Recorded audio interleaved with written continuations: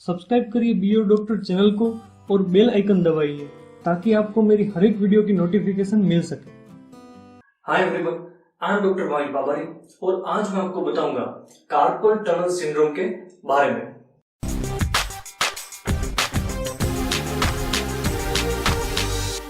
Video शुरू करने से पहले मैं आपको कुछ बेसिक इंफॉर्मेशन बता रहा हूं ताकि ये जो कार्पल टनल सिंड्रोम आज का जो हमारा टॉपिक है ये ठीक तरह से आपको समझ में आए। तो पहले ये समझते हैं कि हमारे बॉडी में जो मीडियन नर्व है वो कहां से कहां पास होती है। जैसे आप यहाँ इमेज में देख रहे हो, मीडियन नर्व जो येलो आपको जो दिख रहा है वो मीडियन नर्व हमारे हैंड से पास होती है, फिर व्रिस्ट तक आती है और यहां से ये आगे फैल जाती है। जैसे आप यहाँ इमेज में देख रहे हो, व्रिस्ट तक आके वो कैसे फैलती है ये जानना जरूरी है। अगर ये ठीक तरह से समझ लोगे तो कार्पल टनल सिंड्रोम आपको ठीक तरह से समझ में आ जाएगा।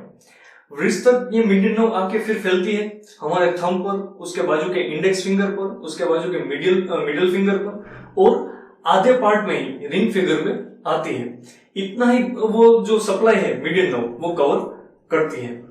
जब कभी ये व्रिस्ट के पास से जो कार्पल टनल है वहां से अगर ये जो नर्व है, ये जो नस है वो अगर कंप्रेस हो जाए, प्रेस हो जाए तो फिर झुंझुनाहट आना, बर्निंग होना, पेन होना, नमनेस होना, ये सारे सिम्टम्स क्रिएट होते हैं और इसको ही कार्पल टनल सिंड्रोम कहा जाता है। आज के इस वीडियो में मैं आपको ये बताऊंगा कि ये जो कार्पल टनल सिंड्रोम होता है उसके कोजेस के बारे में, ये क्यों होता है, उसके कोजेस के बारे में, इसके लक्षण के बारे में, इसके क्या क्या सिम्टम्स हैं, इसका डायग्नोसिस कैसे होता है और लास्ट में इसकी ट्रीटमेंट क्या है। ये सारे पॉइंट्स आगे वीडियो में मैं आपको बताऊंगा। सबसे पहले समझते हैं कार्पल टनल सिंड्रोम के कोजेस के बारे में कि किन परिस्थिति में, किन कोजेस की वजह से ये दिक्कत हो सकती है। ये बहुत ही सिंपल और बहुत ही लॉजिकल है। इसके कोजेस शुरू करते हैं। पहला लेते हैं अननोन। अननोन यानी कि जब कभी कार्पल टनल सिंड्रोम का कोई पेशेंट हो, उसका डॉक्टर के द्वारा जांच किया जाए तो कोई ना कोई उसका रीजन, कोई ना कोई कोज मिलना ही चाहिए।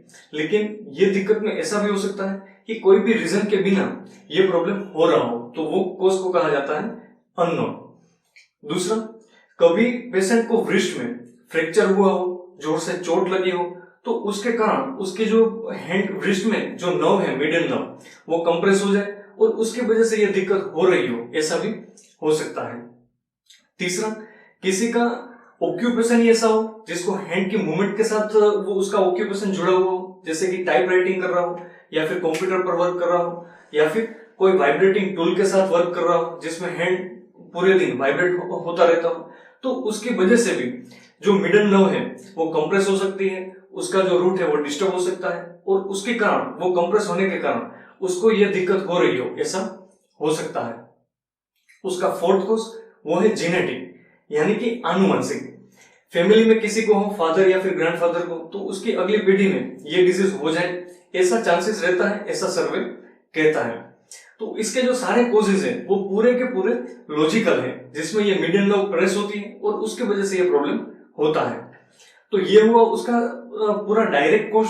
और उसके अलावा कुछ ऐसे रिस्क फैक्टर्स हैं, कुछ ऐसी परिस्थिति है या फिर डिजीज है जिसमें ये मीडियन नर्व कंप्रेस होने के चांसेस रहते हैं, उसे कहा जाता है रिस्क फैक्टर। हमने कोज समझ लिया, अब हम समझते हैं उसके रिस्क फैक्टर के बारे में।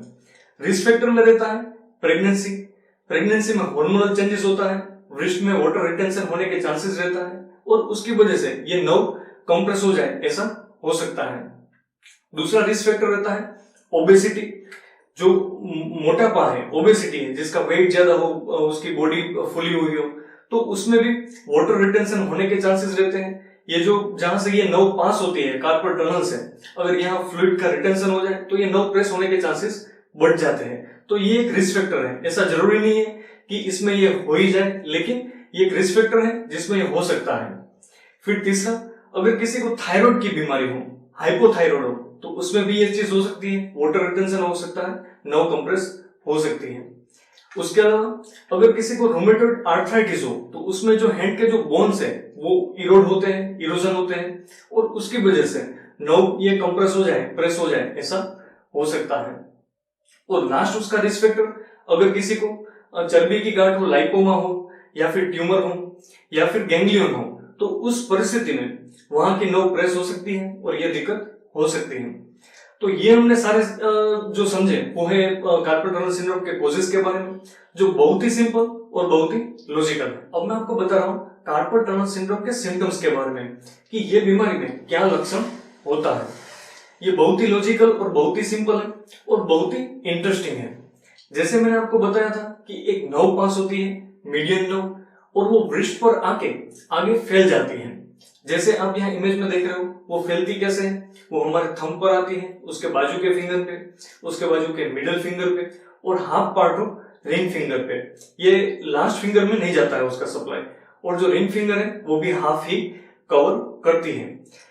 जब कभी मीडियन नर्व प्रेस हो जाए तो उसकी जहां जहां सप्लाई हो रही है वो पार्ट पर नमनेस होगा, टिंगलिंग होगा और बर्निंग सेंसेशन होगा, यानी कि पेशेंट को झुंझुनाहट सी लगेगी, खालीपन लगेगा और वहां जलन सी होगी। ये दिक्कत पेशेंट को होती है ये बीमारी में, और ये बहुत ही प्रॉब्लमेटिक होता है पेशेंट के लिए, और ये मोस्टली एट नाइट होता है। उसकी वजह से पेशेंट की नींद उठ जाती है और पेशेंट को हैंडशेक करना पड़ता है, इतना खालीपन होता है, इतनी जलन होती है। ये हुआ उसका पहला सिम्टम। फिर दूसरा, और जो पहला सिम्टम है वही इंपॉर्टेंट है कि उसकी जो ब्लड सप्लाई जहां जा रही है वहां ये प्रॉब्लम क्रिएट हो रहा है। दूसरा उसका सिम्टम कि फोरआर्म है, अपर आर्म है, वो पार्ट पर भी डिस्कम्फर्ट लगे, पेशेंट को पेन हो, ऐसा हो सकता है। फिर तीसरा उसका सिम्टम, अगर ये जो प्रॉब्लम है वो अनट्रीटेड रहा, तो जैसे आप यहाँ इमेज में देख रहे हो, जो थंब के नीचे के जो मसल है वो मसल में वीकनेस आ जाती है, एट्रोफी हो जाता है, वो धीरे धीरे उसका मसल्स कम हो जाता है।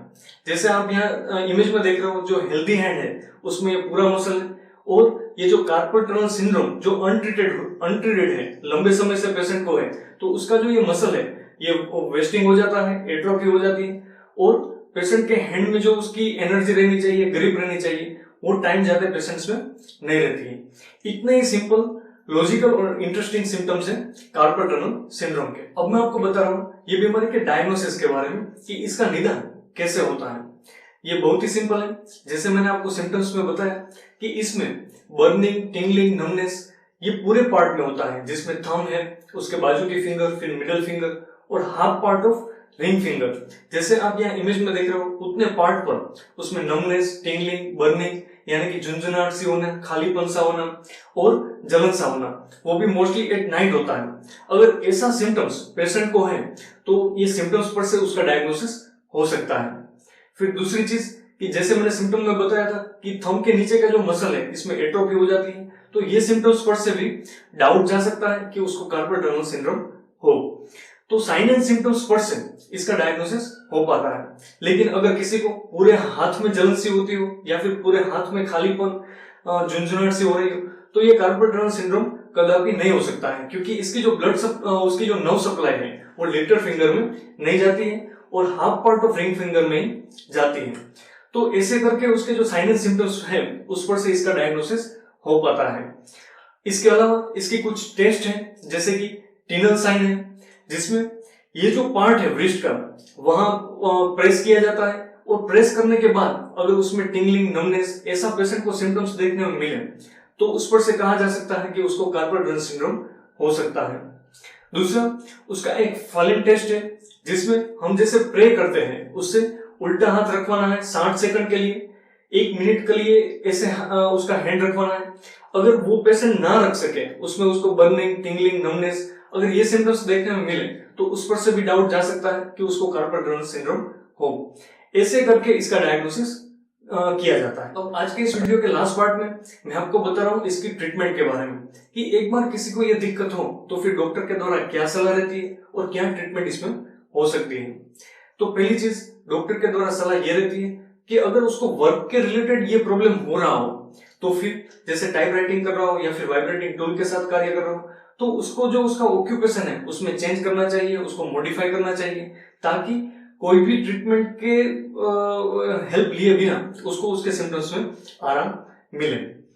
और अगर इसमें ट्रीटमेंट की जरूरत हो तो फिर पॉसिबल ट्रीटमेंट ये रहती है कि पहली चीज पेशेंट को फिजियोथेरेपी एडवाइस की जाती है कि उसको हैंड की जो एक्सरसाइज है वो करने से वहां का जो मसल्स है उसका टोन बना रहता है, और ये जो नर्व कंप्रेस हुई है वो भी धीरे धीरे रिलीज हो सकती है। दूसरी इसकी ट्रीटमेंट में स्टीरॉइड का वहां इंजेक्शन दिया जाता है, जिसकी वो इंजेक्शन देने के बाद वहां का सूजन कम होता है और ये जो नर्व कंप्रेस हुई हो वो रिलीज हो जाए, उसमें आराम मिले, ऐसा हो सकता है। फिर उसकी तीसरी ट्रीटमेंट में उसको बैंडेज दिया जाता है, स्प्लिंट दिया जाता है, ताकि हैंड की मूवमेंट ना हो पाए और अंदर का जो स्ट्रक्चर है जहां कंप्रेस हुई है उसका आराम मिले और धीरे धीरे उसके जो सिम्टम्स है उसमें भी आराम मिलने लगे। अगर पेशेंट की कंप्लेंट बहुत ही ज्यादा इंटेंसिटी में है तो लास्ट ऑप्शन रहता है इसमें सर्जरी का। सर्जरी से ये कार्पल टनल सिंड्रोम जो पेशेंट प्रॉब्लम फेस कर रहा है उससे आराम मिल सकता है। और यहाँ साइंस ये कहता है, एनालिसिस ये कहता है कि इसमें योगा है या फिर एक्यूप्रेशर, एक्यूपंक्चर, होम्योपैथिक, आयुर्वेदिक या फिर मैग्नेटिक थेरेपी या फिर कोई विटामिन की इंजेक्शन या फिर टेबलेट, तो ये जो सारा प्रयोग हम कर सकते हैं ये प्रॉब्लम में, उसमें फायदा मिले ऐसा अभी तक का एनालिसिस नहीं है, अभी ऐसा कोई डेटा नहीं है। लेकिन अगर आपको ऐसा प्रॉब्लम हो रहा हो तो एक्सपर्ट की आप सलाह ले सकते हो। Hope you like my video. अगर आपको थोड़ा भी पसंद आया हो तो मैं एक्सपेक्ट करता हूं आप लाइक कर दीजिए, इसको शेयर करिए और किसी को जरूर काम आएगा। कोई भी क्वेरी हो मुझे मेल करिए, मुझे कमेंट करिए, मैं पूरा ट्राई करूंगा आपको रिप्लाई देने का। और सब्सक्राइब किए बिना न जाइए। Thank you very much.